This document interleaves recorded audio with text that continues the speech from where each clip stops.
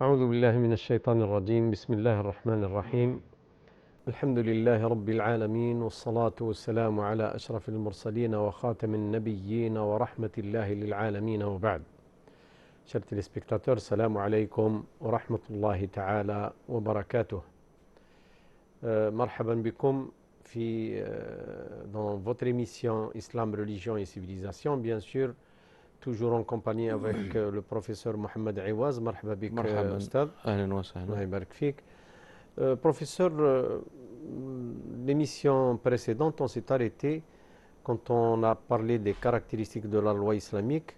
On a parlé de sur le plan doctrinal. Sur le plan doctrinal. Et puis, on s'est arrêté sur le plan de la législation.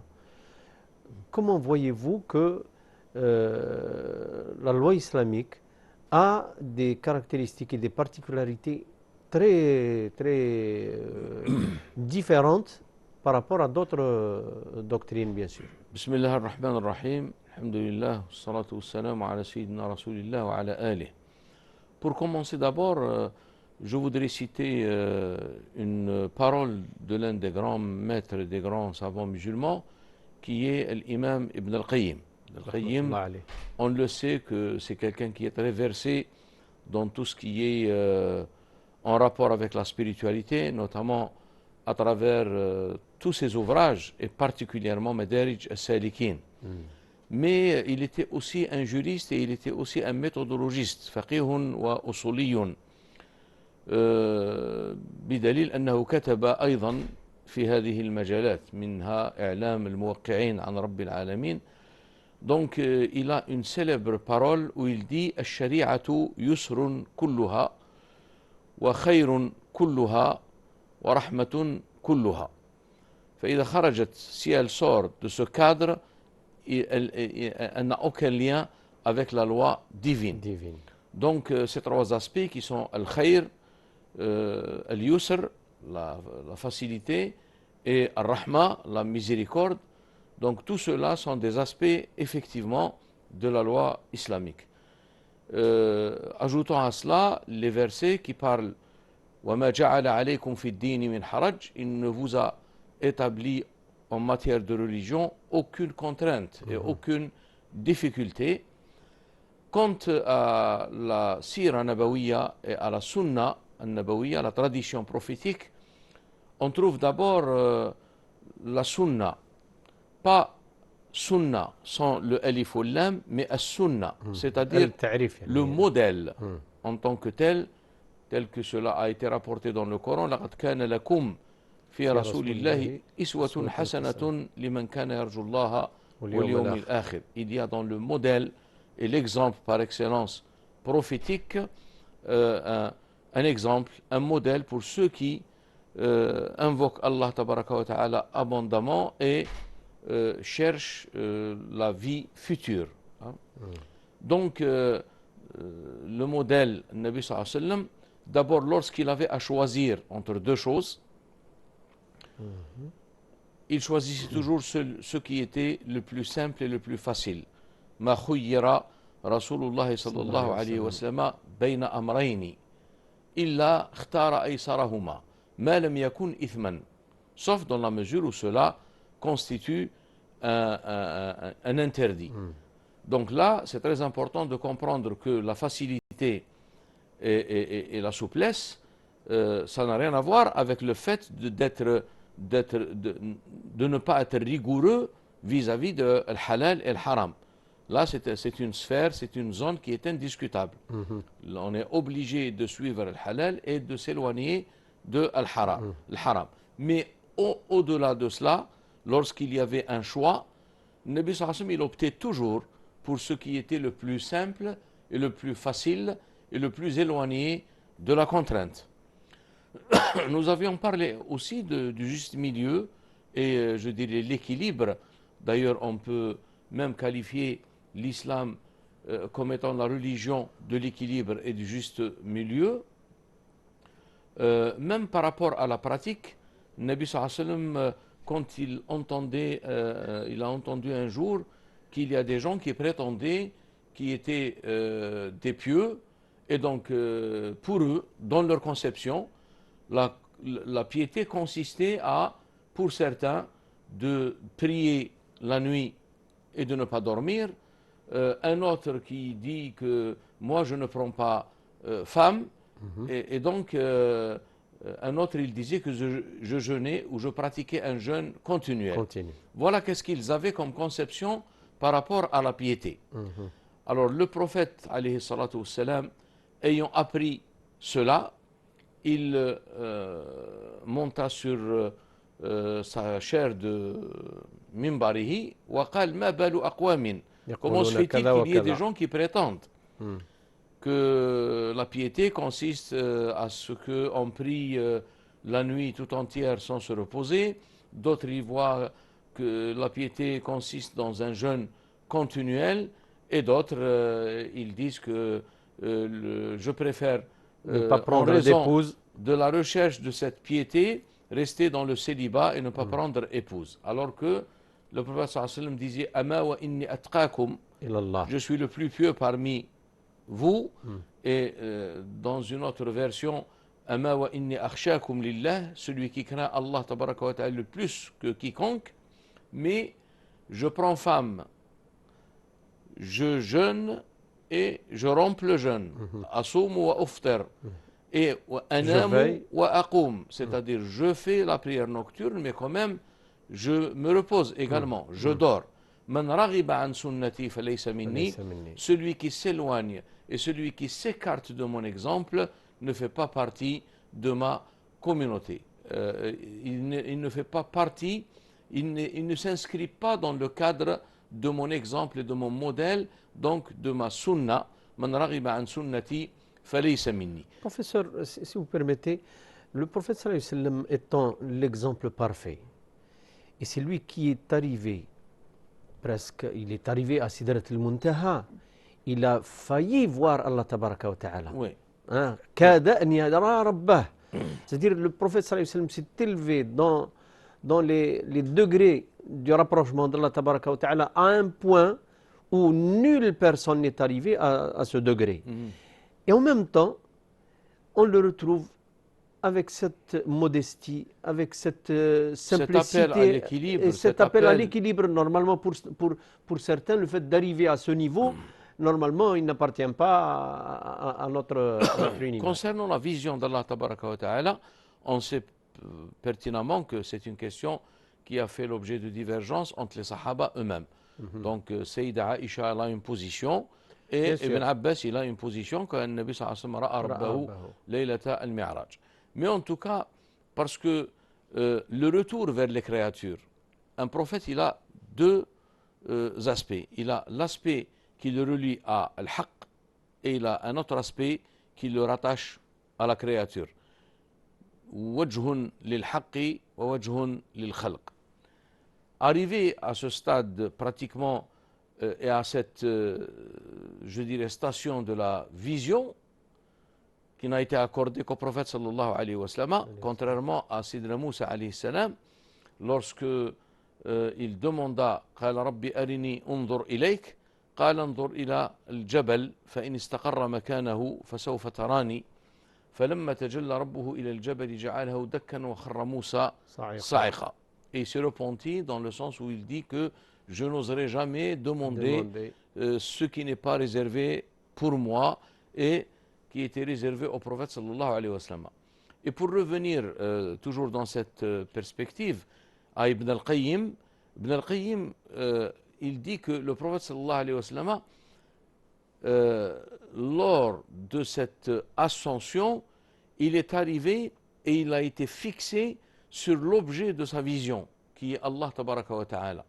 Et il dit, d'abord, il ne l'a pas dépassé, parce que wa anna ila rabbika al-muntaha, donc il n'y a pas au-delà, il n'y a pas, je dirais, une finalité, il n'y a pas un degré, il n'y a pas un but qui est plus sublime que celui-ci. Donc il ne l'a pas dépassé et il ne s'est pas aussi incliné, il ne s'est pas détourné de l'objet de sa vision. Ibn al-Qayyim commente le verset qui dit « Ma zagha al-basaru وما طغى. Donc il était fixé sur l'objet de sa vision parce que c'était sa finalité. Mais euh, l'aspect qui relie le prophète ou le messager d'Allah tabaraka wa ta'ala à Allah tabaraka wa ta'ala est arrivé à cette station, il est impossible de revenir à la créature. Il est difficile.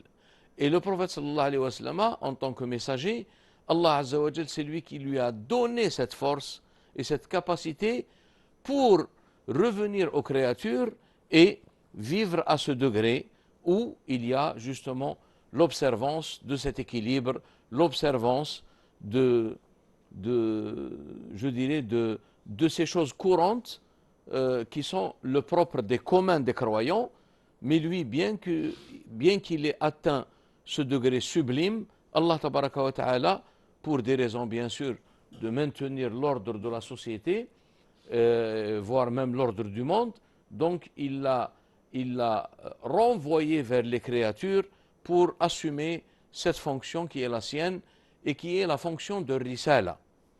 Par contre, quand on parle de l'aspect qui le relie à Al-Haq tabaraka wa ta'ala, là on est dans la prophétie.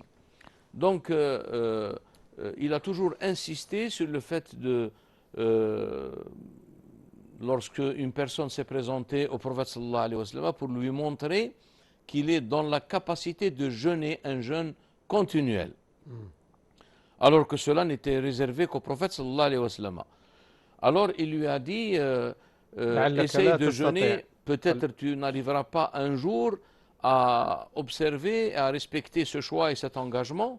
Donc essaye de jeûner peut-être 3 jours par mois lunaire, qui sont l'Ayyam al-Bid. Et ensuite il lui répondit en disant je peux plus que cela. Il a dit si vous voulez plus que cela, il y a la forme la plus excellente du jeûne, celle de Daoud alayhi salam, qui jeûnait par alternance, c'est-à-dire il jeûnait un jour et il rompait le jeûne le jour suivant. Il dit c'est la forme que les musulmans ne doivent pas aller au-delà. Quoique dans la jurisprudence, notamment dans l'école malikite, on a le droit je dirais, d'observer ou de pratiquer un jeûne continuel. Mais en tout cas, il n'est pas conforme à l'esprit de la tradition prophétique.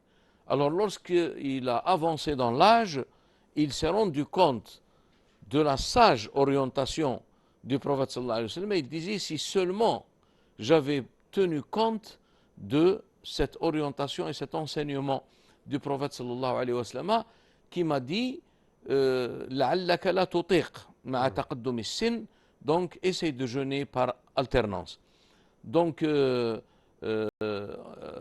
si on revient aussi à l'un des théoriciens du domaine de la charia, qui est l'imam Shatibi, dans son ouvrage Al-Muwafaqat, il ramène et il rapporte, il évoque plusieurs traditions prophétiques, notamment Inna al-munbatta la dhahran abqa wa la ardan qata', c'est-à-dire celui qui veut charger sa monture, celui qui veut s'efforcer à, je dirais, supporter des charges qui sont au-delà de sa capacité, celui-là, il n'arrivera pas à terme de son voyage, la ardan qata'a, wa la dhahran abqa. Sa monture sera pratiquement incapable de le supporter. Et il nous incite à chargez-vous de ce qui est en mesure d'être supporté, ou bien chargez-vous ou engagez-vous dans l'application ou dans la pratique de choses qui sont en votre portée et selon votre capacité. خذوا من الأمر ما تطيقون فإن المنبت لا أرضا قطع ولا ظهرا أبقى. Donc il y a beaucoup de traditions prophétiques également qui montrent que la religion, ce n'est pas le fait d'observer des choses d'une façon trop rigoureuse, parce que Allah tabaraka wa ta'ala nous a donné déjà des indications et des enseignements sur la nature humaine. وَخُلِقَ الْإِنسَانُ ضعيف. ضَعِيفًا. Et c'est en rapport aussi avec quelque chose de très très important. Pour parler de cet aspect de facilité et de souplesse, Al-Hanifiyya Samha, où le prophète sallallahu alayhi wa sallam a dit Innani lam atikum bin nasraniya, je ne suis pas venu vers vous par la tradition chrétienne ou la tradition juive, l'Yahoudiya ou al-Nasraniya, mais seulement je suis venu vers vous par Al-Hanifiyya Samha. Al-Hanifiyya Samha. Alors, si on essaie d'expliquer un petit peu cette tradition, par rapport aux chrétiens, le Coran en parle en disant Warahbaniyatan, une vie monastique. ورهبانية ابتدعوها ما كتبناها عليهم فما رعوها حق رعايتها. Ils se sont chargés d'une vie monastique, d'une vie qui est plus portée sur le côté spirituel, sur le côté de la pratique, sans observer un certain équilibre. Et donc ils ont fini par ne pas pouvoir la respecter. فما رعوها حق رعايتها. Et ma katabnaha alayhim, ça veut dire nous ne les avons pas chargés de cela. C'est eux-mêmes qui ont pris cet engagement et qui sont chargés de cette lourde tâche et qui n'ont pas pu l'observer jusqu'au bout. Voilà donc inni lam atikum bi al-nasraniya wala bi al-yahoudiya, alors que dans le judaïsme aussi on sait qu'il y a certaines normes qui sont en rapport avec la loi mosaïque, à Taurat, et pratiquement, qui sont pratiquement incompatibles avec la notion de la fitra, et cela bien sûr par rapport aux adeptes, par rapport aux gens qui ont suivi Moïse alayhi salam, mais qui ont pratiquement opéré certains changements dans l'observance de certains préceptes ou prescriptions de la loi. Et par là, ils se sont écartés un petit peu de la notion de fitra.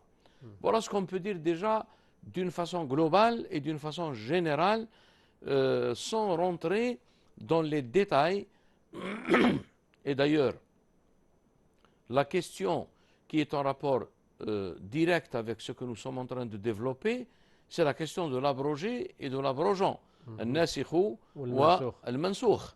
Alors, l'abrogation, qu'est-ce qu'elle a comme but? D'ailleurs, on n'a jamais vu une abrogation qui va d'une norme qui est facile vers une norme qui est plus dure et plus rigoureuse. C'était toujours dans le sens contraire. Mina al-ashaddi ila al-aysar. Donc, ce processus qui existe dans la loi, bien sûr, durant les 23 ans où le prophète sallallahu alayhi wa sallam a enseigné la loi et pratiquement formé et constitué la société musulmane à Médine. Lorsque la révélation s'est interrompue, à ce moment-là, la loi elle a été pratiquement amenée à sa perfection. Al-yawma akmaltu lakum dinakum wa atmamtu alaykum ni'mati wa raditu lakum al-islam dina. Donc, même dans le prêche de l'adieu du prophète sallallahu alayhi wa sallam sur le mont de Arafat, il a rappelé ces aspects de facilité et de miséricorde et de, je dirais, de refus et de rejet de tout ce qui est, je dirais, contraignant et tout ce qui est pratiquement, d'ailleurs, dans certains hadiths, chargez-vous de ce qui est en mesure de votre capacité. Donc ça veut dire Allah ne se lasse pas d'accueillir la pratique de la personne croyante et de l'agréer et de l'accepter. D'ailleurs c'est lui, et sans son aide et sans son assistance, on ne peut pas persévérer dans cette pratique. لذلك النبي صلى الله عليه وسلم قال خير الأعمال أدومها وإن قل. Donc faire le peu, mais voilà, la meilleure pratique ou la pratique la plus excellente, c'est celle qui est durable, même si elle est elle est limitée, elle n'est pas importante. Donc, ajoutons à cela que l'essentiel, c'est le côté qualitatif et non pas le côté quantitatif. العبرة بالكيف وليست بالكم. Et dans ce cadre, le Nabi sallallahu alayhi wa sallam, on le constate dans plusieurs circonstances. Lorsque un compagnon est venu lui poser la question, en lui disant voilà, dullani ala amalin yudkhiluni al-jannah. Indique-moi une œuvre qui me donnerait accès ou qui me permettrait d'accéder au paradis. Alors le prophète sallallahu alayhi wa sallam, pour l'orienter vers la qualité et non pas vers la quantité, il dit akhlis amalaka lillahi yakfika minhu al-qalil. Sois sincère dans ce que tu pratiques, le peu que tu pratiqueras et tu feras te suffira. Et d'ailleurs, même lorsque le Nabi sallallahu alayhi wa sallam parlait de l'orgueil, alors un compagnon a posé cette question au prophète sallallahu alayhi wa sallam, inna Allah jamilun yuhibbul jamala. Inna ahadana yuhibbu an takuna na'luhu hasanatan wa thiyabuhu wa thawbuhu hasanan. L'un d'entre vous, ô envoyé d'Allah tabaraka wa ta'ala, l'un d'entre nous, ce qui est naturel. Donc il ne faut pas essayer d'aller au-delà du naturel ou à contre-nature. Donc ce compagnon, c'est-à-dire aller à l'encontre de cette nature originelle. Personne ne peut prétendre qu'il ne peut pas avoir des vêtements présentables. Alors, le prophète de répondre à ce compagnon, il l'oriente vers le sens profond et intérieur de l'orgueil et il lui donne une conception de l'orgueil qui n'est pas celle qui est répandue chez le commun des croyants ou le commun des gens. Alors certains croient que lorsqu'une personne s'habille correctement, avec des vêtements très présentables, ainsi de suite, cela fait partie de l'orgueil. Donc et là, si vous voulez, si on ouvre cette porte, on va rentrer dans Rahbaniya. Et on va rentrer pratiquement de certaines déviances que l'histoire nous rapporte, par exemple, dans l'histoire du christianisme, où quelqu'un qui était versé dans cette pratique spirituelle et dans ces mortifications, comme on le dit, riyadat al-ruhiyya et la mortification, où il disait, l'un d'entre eux, en tout cas, il y a plusieurs exemples, l'un d'entre eux disait je loue et je rends louange à Allah tabaraka wa ta'ala de ne pas avoir commis le péché de me laver les pieds pendant une année. Donc là, il y a une déviance. Pour éviter justement cette déviance, le Nabi sallallahu alayhi wa sallam observait toujours un juste milieu et un équilibre et renvoyait les gens de la quantité vers la qualité. Alors lorsqu'il lui a dit « Inna Allah jamilun yuhibbul jaman » je ne veux pas dire ce que tu comprends de l'orgueil. « Inna Allah jamilun yuhibbul jamal » Al-kibru, l'orgueil, c'est « batarul haqqi wa ghamtun nasi » Batarul haqq, ça veut dire s'opposer à la vérité et le mépris des gens. C'est-à-dire lorsqu'une personne méprise les autres, c'est là le sens profond de l'orgueil. Et il ne faut pas tomber dedans. قناة القرآن الكريم الوسطية والاعتدال.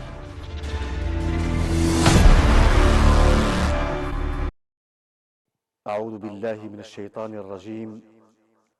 إن الصلاة كانت على المؤمنين كتابا موقوتا.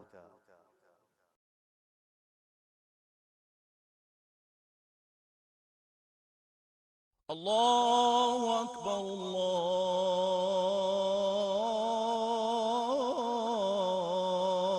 الله أكبر.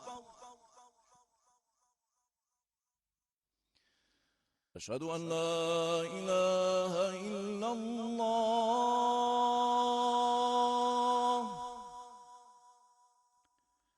أشهد أن لا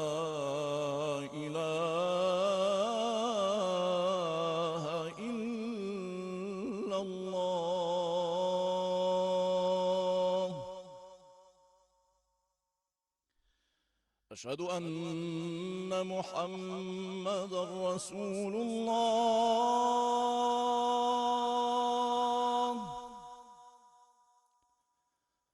أشهد أن محمد رسول الله حي على الصلاة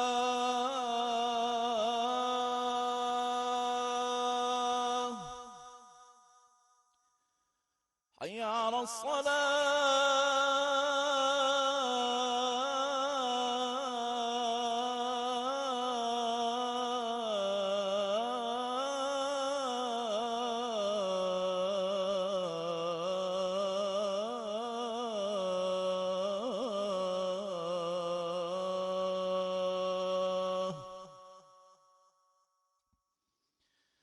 حي على الفلاح حي على الفلاح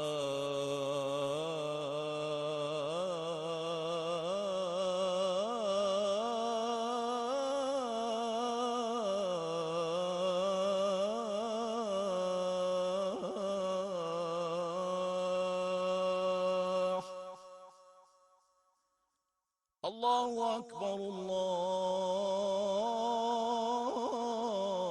الله أكبر لا إله إلا الله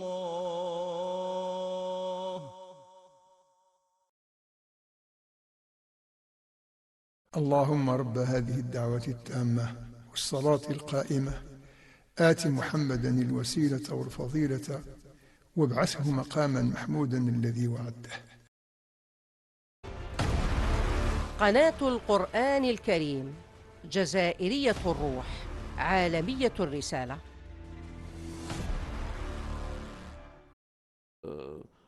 Aller vers ce qui est apparent, zahir, vers ce qui est plus profond, al-batin. Et d'ailleurs, tout tourne autour de la purification du cœur. ألا إن في الجسد مضغة إذا صلحت صلح الجسد كله وإذا فسدت فسد الجسد كله. Le Coran nous rappelle que ce qui sera, je dirais, agréé dans l'au-delà, يوم لا ينفع مال ولا بنون. المال والبنون c'est la quantité, hein. لا ينفع يوم لا ينفع مال ولا بنون إلا من أتى الله بقلب سليم, sauf celui qui reviendra vers Allah tabaraka wa ta'ala avec un cœur saint. Et le cœur saint, ce n'est pas dans le sens de purification tout simplement, mais cette notion a un rapport direct avec le tawhid. Et d'ailleurs, Ibn al-Qayyim, lorsqu'il commentait ce verset, القلب السليم هو القلب الذي ليس فيه سوى الله. C'est-à-dire, il a réalisé la vérité et il ne voit que la vérité et qu'il n'agit que pour cette vérité. Et voilà le sens de cette notion qui est la notion du cœur pur ou du cœur saint. القلب السليم. Professeur, si on procède à cette comment dirais-je, façon, ou bien si on procède au cheminement vers Allah tabaraka wa ta'ala pour arriver à découvrir et à savoir tous les bienfaits de la loi et de la charia islamique, on peut observer le fait que cette charia est venue s'installer d'une manière progressive.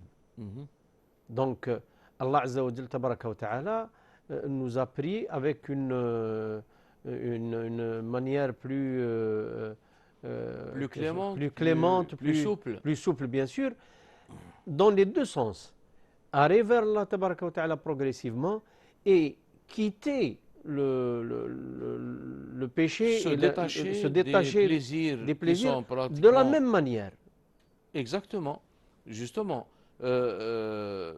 il y a d'abord ce phénomène de progression pour arriver à un statut ou à une norme juridique à sa fin finale qui est l'interdiction. Nous pouvons donner par exemple l'exemple de l'interdiction de la boisson alcoolisée تحريم الخمر. qui a pris plusieurs étapes pour parvenir enfin à Au l'interdiction jugement. qui est l'interdiction finale Finale. et qui est de règle jusqu'à nos jours, après bien sûr le perfectionnement de la révélation. Et donc, de toute façon, là où on va, vers les textes coraniques, vers les traditions prophétiques, vers la sira nabawiya, on trouve ce souci de facilité et les versets qui nous mettent en garde de nous mettre dans des situations périlleuses. ولا تلقوا بأيديكم إلى إلى التهلكة. التهلكة ولا تقتلوا أنفسكم hein? إن الله كان بكم رحيما. Allah Azza wa Jal est miséricordieux envers vous. Donc, لا تقتلوا أنفسكم. Et qu'on le prenne ici, bien sûr, تقتلوا أنفسكم, ça veut dire vous les chargez d'une lourde, je dirais, tâche que vous n'êtes pas en mesure de respecter et d'observer Jusqu'à la fin. perpétuellement. Voilà. Et également, nous pouvons évoquer des statuts juridiques ou des normes juridiques, ahkam tashri'iyya, qui assuraient, parce que la loi divine, d'abord, il faut le rappeler, la loi divine, et je pense même chaque loi humaine également, elle prend ça en considération. La finalité d'une loi divine, c'est d'assurer les intérêts, jalbul masalihi, wa dar'ul mafasidi, et épargner les dommages et les inconvénients. Donc tout ce qui est considéré comme inconvénient, comme quelque chose de nuisible, quelque chose de contraignant, la loi de l'islam ne s'inscrit pas dans cet esprit de contrainte. Et bien sûr, c'est le contraire, c'est la facilité. Voilà ce qu'on peut dire par rapport à... Nous pouvons également donner des exemples par rapport au délai de viduité d'une épouse qui perd son mari, la femme veuve. Il y avait auparavant une observance d'une année de idda. C'était très difficile. والذين يتوفون منكم ويذرون أزواجا وصية لأزواجهم متاعا للحول غير إخراج. Ça veut dire qu'elle doit rester dans la maison conjugale et qu'elle ne soit pas exclue de cette maison pendant une année. Ensuite, il y a eu un allègement à travers une abrogation et qui est venu instaurer une nouvelle norme juridique à travers le verset coranique والذين يتوفون منكم ويذرون أزواجا يتربصن بأنفسهن 4 أشهر وعشرة. Donc le délai de viduité pour l'épouse, elle est pratiquement de 4 mois et 10 jours avant qu'elle ait été pratiquement d'une année. Donc tout cela nous enseigne une chose importante, que Allah Azza wa Jal ne veut pas pour nous la contrainte. Il ne veut pas nous sanctionner à travers ce qu'il nous a prescrit. Au contraire, tout cela est dans l'intérêt de l'homme responsable, et dans le domaine de la capacité. Et dans le domaine de la capacité. لا يكلف الله نفسا إلا وسعها. Allah Azza wa Jal ne charge une âme qu'en fonction de ce qu'elle est en mesure. Et elle est dans la capacité de le réaliser. D'ailleurs, il y a une règle et une discussion chez les méthodologistes, عند الأصوليين, التكليف بما لا يطاق. C'est-à-dire, لا تكليف بما لا يطاق. Parce que c'est un non-sens. Essayer de charger... مع رحمة الله عز وجل ومع Voilà. رزق الله تبارك وتعالى. Mais toujours est-il que, pour rester toujours je dirais, dans l'orthodoxie, il y a cet aspect de facilité, de miséricorde, et il y a aussi la rigueur. Bien sûr. Voilà. Mais en dépit de l'existence également de ce côté qui est rigoureux, on est toujours dans l'esprit de souplesse et de largesse lorsqu'on essaie pratiquement de s'adonner à la pratique religieuse.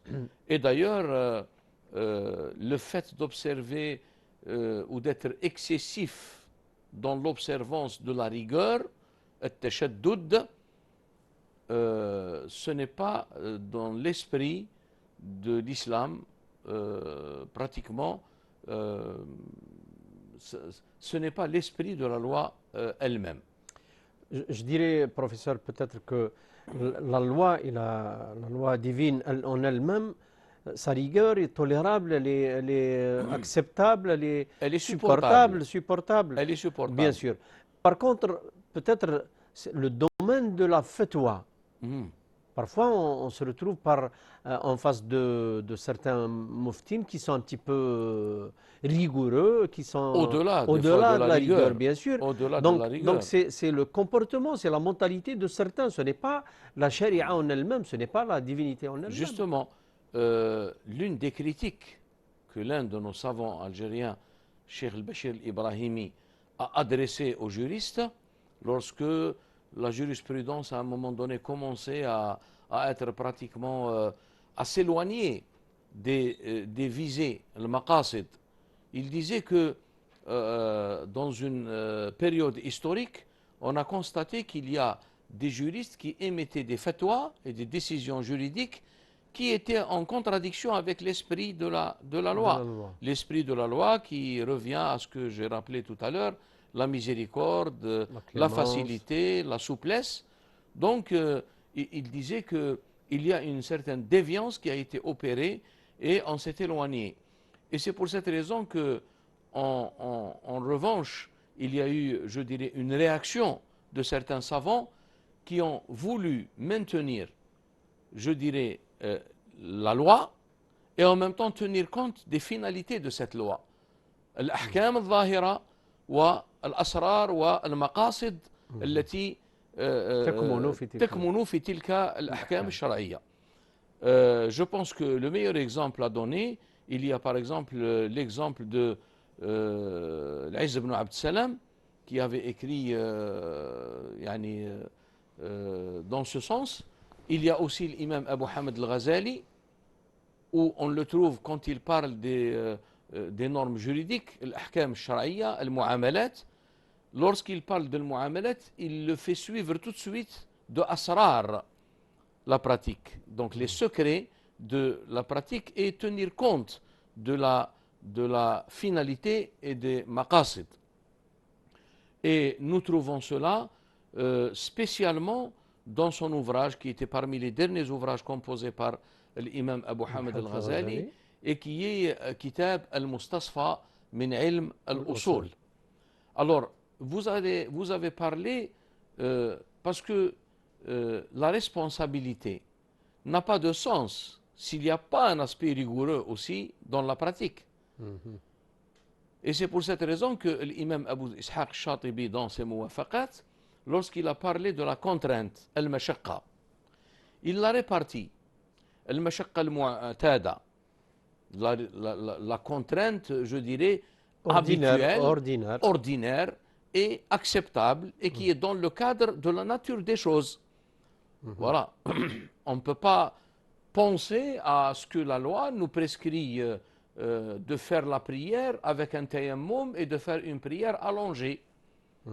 Il y a d'abord des normes, il y a le fait de se lever, le fait de procéder à une ablution, peut-être des fois c'est contraignant parce qu'avec le climat, avec le froid, donc il faut qu'il y ait, pour que la responsabilité religieuse ait un sens, il faut qu'il y ait quelque chose qui est un petit peu contraignant par rapport à l'homme. Sinon, ça n'a pas de sens. Sinon, ça n'a pas de sens. Mais l'imam Abu Ishaq Shatibi, c'est pour cette raison, pour répondre justement aux gens qui se sont opposés à la loi divine, en disant que la loi divine, elle est rigoureuse et elle est pratiquement, surtout aujourd'hui, dans certains pays qui n'ont pas cette vision, ils disent comment se fait-il que vous êtes en train de charger vos enfants pour les habituer à pratiquer le jeûne, vous êtes en train on peut aller même quand on parle de droits de l'homme, on oublie carrément les droits de Dieu. Alors que nous avons d'abord dans notre civilisation et dans notre culture, nous avons حق الله عز les وجل. droits de Dieu, حقوق et nous avons également حقوق al-ibad. Dans la loi, il y a cet équilibre. Cet équilibre, bien sûr. Donc, l'imam Shatibi a parlé de al-mashaqqa al-mu'tada. Cette, je dirais, contrainte ou cette qui s'inscrit dans le sens même de la responsabilité légale, al-mas'ouliya al-taklifiyya. Et ensuite, il a évoqué al-mashaqqa al-za'ida 'an al-mu'tad. Ah, c'est vrai, il y a une mashaqqa za'ida 'an al-mu'tad. Mais Shatibi attire notre attention que cette mashaqqa za'ida 'an al-mu'tad, elle n'est pas prescrite par Allah tabaraka wa ta'ala. C'est un engagement personnel. C'est un engagement individuel. Quand quelqu'un veut s'adonner à la prière toute la nuit, il a le droit. Ce n'est pas obligatoire. Mais ce n'est pas une prescription divine. Ce n'est pas la loi qui lui dit que tu dois, sauf pour le prophète sallallahu alayhi wa sallam, c'est un cas particulier. Bien sûr. Et celui qui veut pratiquer un jeûne continuel, c'est vrai qu'il n'est pas dans l'esprit général de la loi, mais il n'est Et pas interdit. Celui qui veut s'engager pour... Qui veut s'engager, qu'il s'engage. Mais on lui dit que si vous vous engagez, vous êtes tenu de respecter votre de respecter engagement. votre engagement.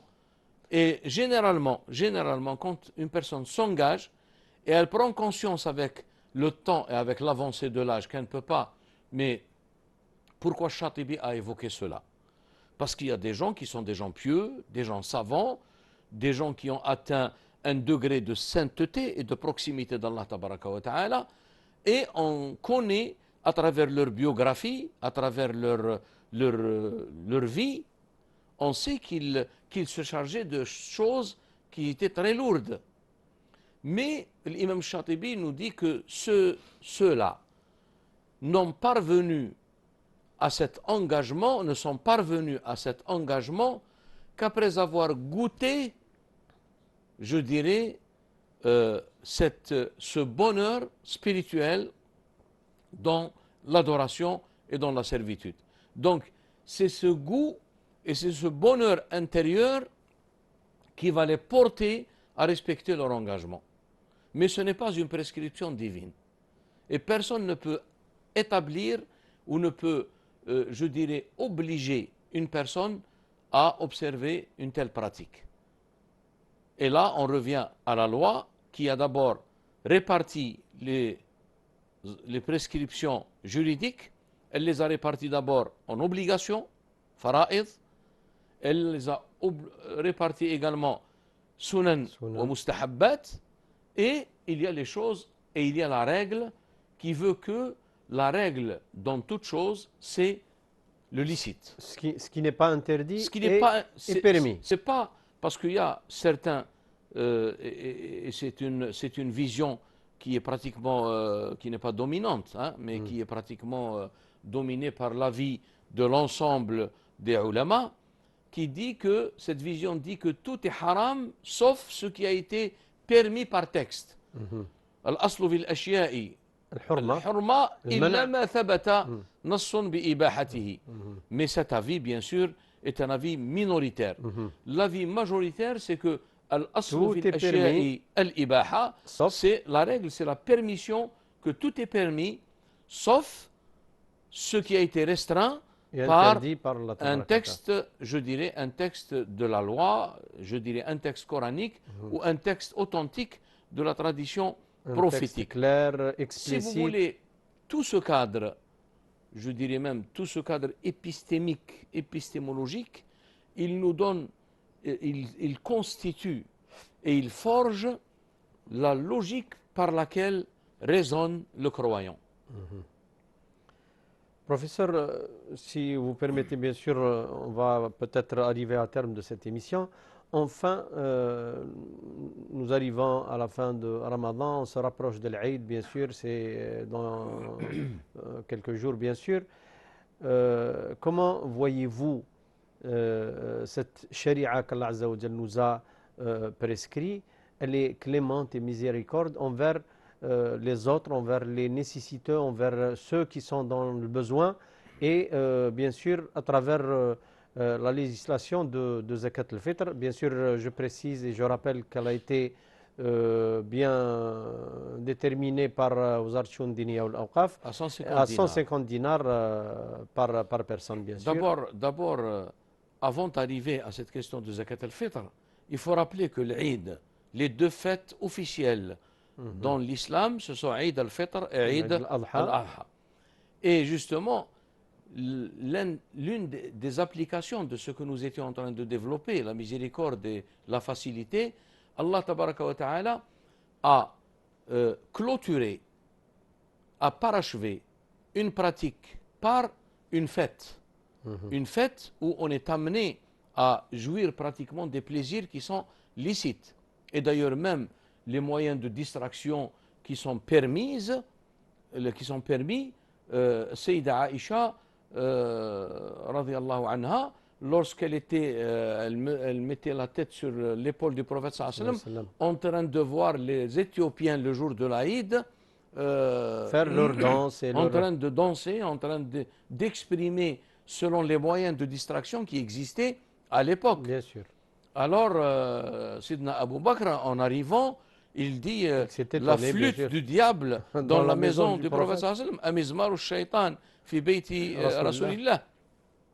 قال دعهم ليسلي ليعلم أهل الكتاب أن في ديننا فسحة, que les gens du livre sachent que dans notre religion il y a cette souplesse, il y a cette facilité, il y a ces moyens de distraction et de défoulement qui sont permis. اللهو ما يسمى باللهو المباح. Et d'ailleurs, moi je ne suis pas d'accord sur le fait que certains savants ont interprété le verset ومن الناس من يشتري لهو الحديث ليضل به عن سبيل الله. لهو الحديث ici n'a rien à voir avec ces moyens de distraction qui sont le chant, le chant ou la musique. Et la parole qui résume tout ça à mes yeux, c'est la parole et la position de l'imam Abu Hamid al-Ghazali qui a dit que al-ghina'u kalamun hasanuhu hasan wa qabihuhu qabih. Et il y a bien sûr ce moment où on est appelé par la loi de manifester la joie, de manifester l'entraide à travers Zakat al-Fitr. Le prophète sallallahu alayhi wa sallam, lorsqu'il l'a établi, il a dit اغنوهم هذا اليوم عن السؤال. Et il a donné deux dimensions pour Zakat al-Fitr. Zakat al-Fitr طعمة للفقير وطهرة للصائم. Elle a deux fonctions. Une fonction purificatrice par rapport aux jeûnes. Et personne d'entre nous ne peut prétendre qu'il avait observé le jeûne à son plus haut degré. Mais il est entaché de certaines imperfections. Et à ce moment-là, c'est la Zakat al-Fitr qui va pratiquement combler ces lacunes et ces imperfections. Et aussi, d'un point de vue social, il y a aussi une participation et une entraide qui rend non seulement un décalage flagrant entre deux couches dans la société, des gens qui sont aisés et qui manifestent cela à travers leur bonheur, et privés d'autres qui ne sont pas en mesure de le faire. C'est pour justement appeler à cette entraide dans la société. Professeur, Allah Tabaraka wa Ta'ala nous a accordé ces deux journées, bien sûr, pour manifester notre ravissement, notre joie, parce qu'Allah Tabaraka wa Ta'ala nous a guidés, nous a accompagnés pour accomplir ce qu'il nous a recommandé, bien sûr. Alors, est-ce que vous voyez que normalement, le musulman doit louer Allah Tabaraka wa Ta'ala pour cette grâce, pour cette guidance à tout instant. Exactement. Non seulement pendant bien sûr, au moment de l'Aïd, c'est spécial, bien sûr, mais c'est circonstanciel, et ces circonstances, c'est elles qui nous emmènent vers un comportement habituel. Même pour rappeler le Hajj, qui se clôture par un Eid officiel, Eid al-Adha, Nabi sallallahu alayhi wa sallam n'a pas écarté l'aspect festif de cette fête. Alors il dit أيام العيد أيام أكل والشرب وشرب وذكر لله تعالى. Il a commencé par la nourriture, la boisson, أيام أكل وشرب وذكر لله تبارك وتعالى. Seulement ce qui est rejeté par la loi, c'est ce qui s'accorde avec قوله تبارك وتعالى ولتكملوا العدة ولتكبروا الله على ما هداكم. ولعلكم تشكرون. Et ensuite, il y a quelque chose de très important, il faut s'éloigner toujours de l'excès et des abus et des attitudes excessives qui n'ont rien à voir avec l'esprit de la loi et de la religion musulmane. Et d'ailleurs, c'est pour cette raison que Allah tabaraka wa ta'ala a ordonné Kulu washrabu wa la tusrifu. Donc c'est toujours l'esprit de l'équilibre. Et ça, on ne peut pas le faire de nous-mêmes. C'est pour ça que Ibrahim alayhi salam, lorsqu'il a adressé un dua à Allah tabaraka wa ta'ala, il a demandé waj'alna muslimayni laka wa min dhurriyyatina ummatan muslimatan lak. Mais il a dit quelque chose de très important. Et sans que cela soit d'Allah tabaraka wa ta'ala, aucune personne humaine ne peut établir une loi qui observe cet équilibre. Wa arina manasikana. Et malgré que Ibrahim a dit arina manasikana, montre-nous nos rites, les rites que nous devons accomplir, bien que il est sûr que personne ne peut les observer d'une façon exemplaire, il a dit tout de suite après dans son dua wa tub alayna innaka anta tawwabur rahim. Voilà, donc c'est une, si vous voulez, une envolée dans ce principe fondamental qui est la souplesse et la miséricorde et la facilité dans la religion en général et notamment dans le côté législatif, le côté de la loi. Professeur, bien sûr, du moment que nous sommes très rapprochés du jour de l'Aïd, on a cette occasion de coïncider avec Laylat al-Qadr jusqu'au Laylat al-Tasi' wal-'Ashrin, bien sûr. D'ailleurs, il y a beaucoup de savants qui ont opté pour cet avis. Mais comme on le sait, la notion de Laylat al-Qadr, elle est très, je dirais, très variée par rapport aux explications données par les savants. On peut évoquer par exemple l'imam Shawkani dans son Nail al-Awtar. Il a avancé pratiquement une quarantaine d'avis sur la nuit de la valeur, Laylat al-Qadr, quel est son moment, est-ce que ce moment il est, je dirais, stable, est-ce qu'il peut être décalé, est-ce qu'il peut être déplacé, est-ce que lorsque le prophète sallallahu alayhi wa sallam a parlé de la veille du 27e jour, est-ce qu'il s'agit de son année là où il avait évoqué ses propos, ou bien c'est quelque chose qui s'applique à tout le temps.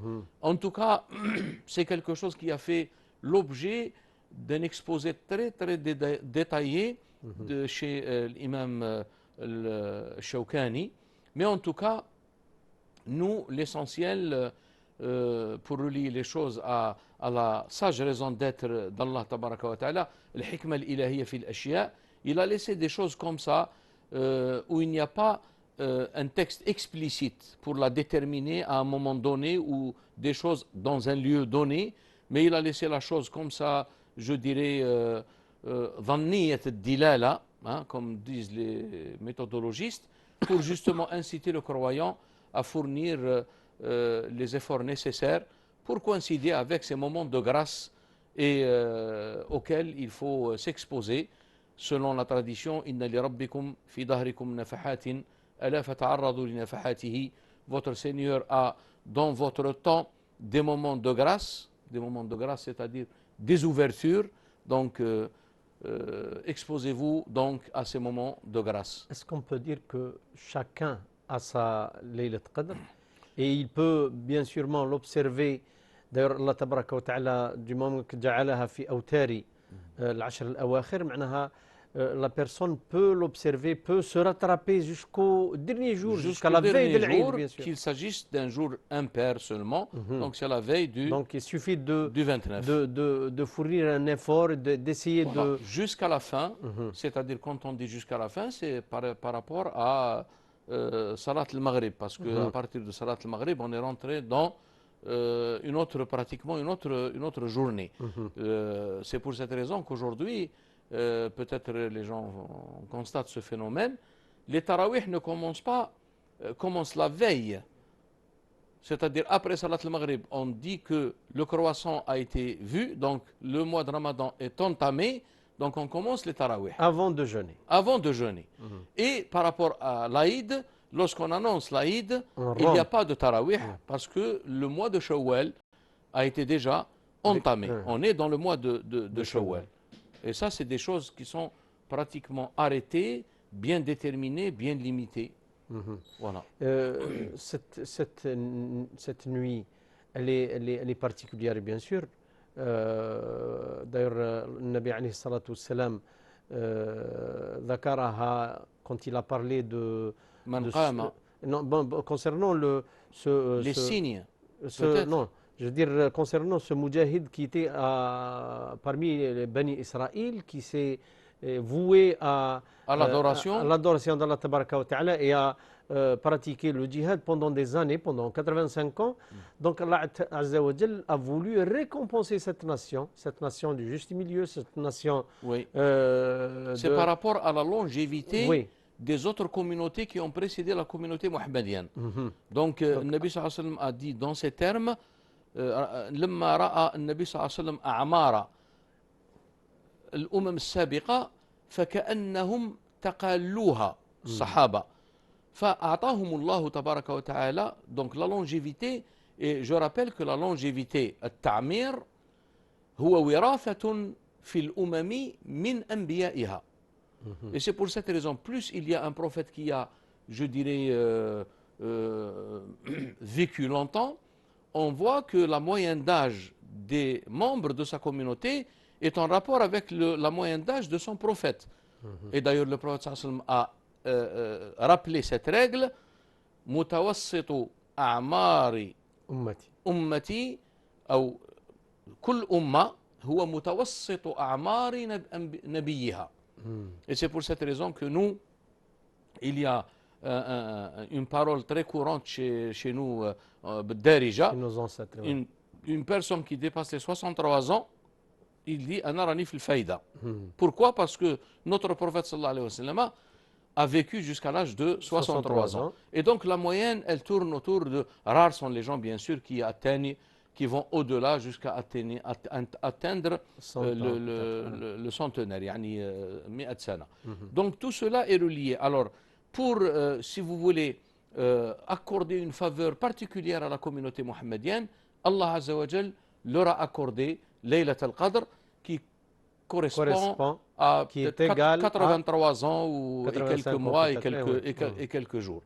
Et donc tout cela, ce sont des mesures, des mesures et des aspects de la manifestation de cette miséricorde divine et de cette grâce. C'est-à-dire Allah Azza wa Jal nous encourage, nous donne cette envie pour aller vers lui. Sans oublier que ces grâces nous ont été accordées par la bénédiction de Sidna Muhammad sallallahu alayhi wa sallam. D'ailleurs, l'imam Shatibi, lorsqu'il parle de ces faveurs de la communauté mohammedienne, Manaqibu al-Umma al-Muhammadiyya, il dit il y en a 40. Il a énuméré 40 dans le tome 2 de ses maqasid, mais en disant que ces manaqib sont une partie de ce qui a été accordé au prophète sallallahu alayhi wa sallam. Et par transition, donc la communauté mohammedienne en a bénéficié. Et puis, donc, on a le droit de manifester notre joie, notre ravissement pendant l'Eid. Donc, les musulmans ont la permission, bien sûr. Ça s'inscrit même dans les finalités même de la charia, de la célébration de cette fête. Voilà. Donc, si si vous voulez, professeur, profiter de ce moment de grâce. لأن الله تبارك وتعالى قال إن الله عز وجل يعتق فيه ما لا يعتق في غيره من الأيام. Donc, s'exposer à ce moment de grâce pour bénéficier bien sûr de la clémence et de la miséricorde d'Allah تبارك وتعالى. Et arriver, شوف حتى زكاة الفطر النبي صلى الله عليه وسلم ذهب بها إلى قبيل صلاة العيد. Exactement, pour que les gens puissent en bénéficier. Parce que les gens autrefois, bon, la vie n'était pas aussi complexe qu'aujourd'hui dans le domaine la vie urbain. de Médine, elle était très... Voilà, très... donc les gens se connaissaient. Donc avant d'aller à la prière déjà de l'Aïd, ils étaient en train de partager et de donner leur zakat. Et c'est pour cette raison qu'avec la complexité de la vie dans le domaine urbain et dans la complexité de la vie urbaine, les savants ont été ramenés à réfléchir sur la question. Et beaucoup d'entre eux ont permis même de la donner au début même du mois de Ramadan, comme c'est le cas de la position de l'imam Shafi'i. Et d'autres, ils disent qu'on peut la donner même durant la dernière décade ou à la moitié, au milieu du mois de Ramadan, pour pouvoir, pour permettre aux gens de subvenir à leurs besoins en fonction, bien sûr, de voilà, de leurs besoins. Professeur, je vous laisse le mot de fin si vous voulez. Féliciter la nation musulmane. على كل حال, nous présentons nos meilleurs vœux à toute la communauté musulmane dans le monde. N'importe quel musulman, là où il soit, nous lui présentons nos sincères vœux et nos chaleureux vœux à l'occasion de cette fête de l'Aïd al-Fitr de l'an 1446 de l'Hégire, et également à nos citoyens, le peuple algérien, et également à nos communautés qui sont au-delà, je dirais, du pays. Nous leur souhaitons bien sûr les chaleureux vœux et les meilleurs vœux à l'occasion de cette fête. ونسأل الله تبارك وتعالى أن يتقبل منا ومنهم صالح الأعمال وأن يحفظ بلدنا وأن يحفظهم أينما كانوا وأينما حلوا وأينما ارتحلوا. Professeur, merci beaucoup. Barakallahu fik. J'espère, Inch'Allah, عيد سعيد لكل الأمة الإسلامية وللشعب الجزائري بيان سور. بارك الله فيكم على المتابعة. صح عيدكم، كل عام وانتم بخير، تقبل الله منا ومنكم وغفر الله لنا ولكم، وإلى لقاء قادم إن شاء الله تبارك وتعالى بعد العيد في التوقيت dans l'horaire ordinaire qui est 18h chaque samedi إن شاء الله. très prochainement بعد العيد. وبارك الله فيكم والسلام عليكم ورحمة الله تعالى وبركاته.